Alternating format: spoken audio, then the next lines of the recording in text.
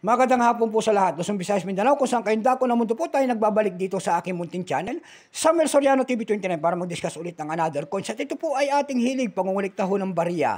Kaya ho tayo nandito nagsiselling ng kanilang mga halaga. Magandang hapon po sa lahat ng aking mga subscriber dyan. Kung saan kayong dako na mundo po, keep safe po sa lahat and God bless. Yun naman pong hindi pa po nakapag-subscribe dito sa aking YouTube channel at gusto nyo ganito mga topic po about coins, anyayahan ko sana kayo at malaking tulong na po ang inyong gagawin tulad ng pagpindot ng ating subscribe button, like and share para ma-update po kayo sa mga latest ko pang gagawin mga video po. Ang pag-usapan po natin ngayon ay world coin. Singapore po. Pera po ng Singapore. Ayan. Year 2013 po. Ayan. Bago tayo magsimula sa ating talakayan, kilalanin mo muna natin siya. Issue po Singapore po.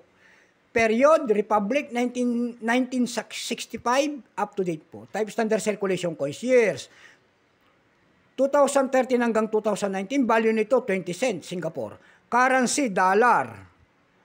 1967 up to date po. Composition po nito ay nickel-plated steel. May bigat po itong 3.35 grams. May haba pong 21 mm. May kapal po naman itong 1.72 mm. Hugis po bilog. Orientation niya, middle alignment. Number M-42896. Reference number KM-347. Ito pong year 2013. Ito po ay 1.4%. Wala pong selling price. Wala pa pong mintage kung ilang piraso. Dako tayo sa kanyang price. Ayan. Doon sa EB.com, nakakita ko tayo doon, bebenta nito ng $7.80. Nasundan ito ng 389 pesos and then 388 pesos. Dako tayo sa Carousel PH. Ayan.